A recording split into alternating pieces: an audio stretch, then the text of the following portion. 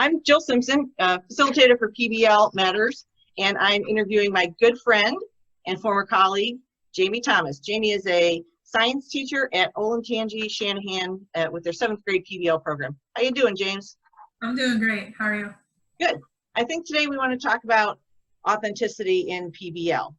So why do you think, when I do some facilitations, we do sort of a bracket challenge, and in the bracket challenge, we put all 8 elements. And for me, authenticity always ends up being the winning element.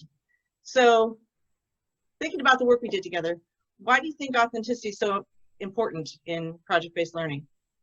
I'm turning you up a little bit here. I think authenticity is, it's kind of what grabs the student's attention.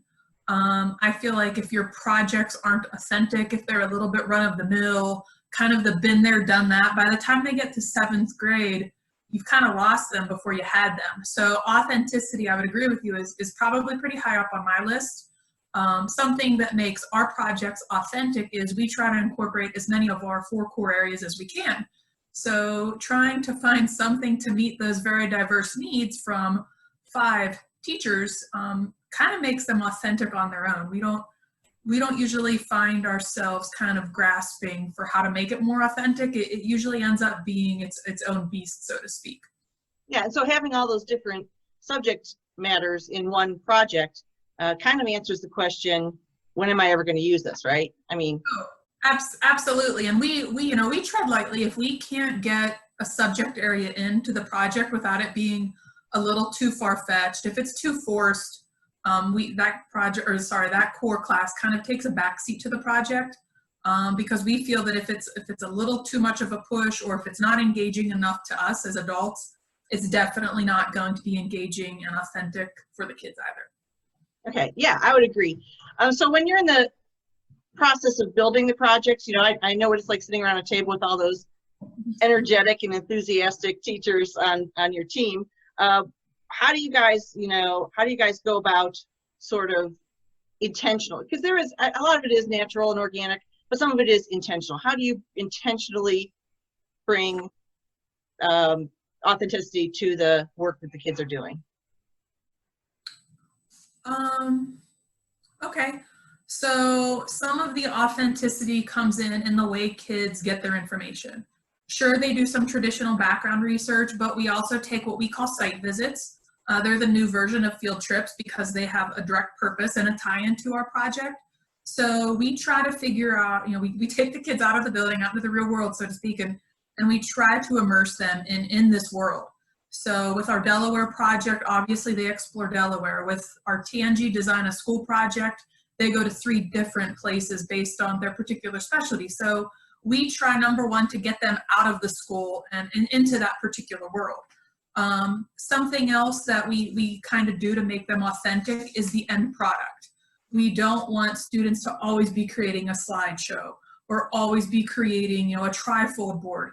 So we try to first create the authentic idea, the product, the question, and then tie in those other little elements.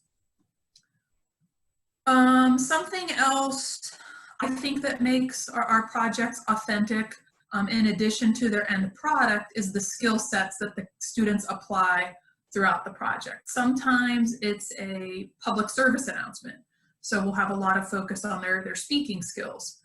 Sometimes it's a multimedia presentation where they're creating a video. So those skills that they kind of pick up along the way are also authentic to the end product. Can you talk a little bit about the role of the experts that you bring in? Because I know, a lot of times we would be sitting around the table and saying, okay, what do they need to see? And that's the site visits, right? Right. And then who do they need to talk to? So talk about some of the experts that you bring in and maybe who's have been really successful in that role. Oh my gosh.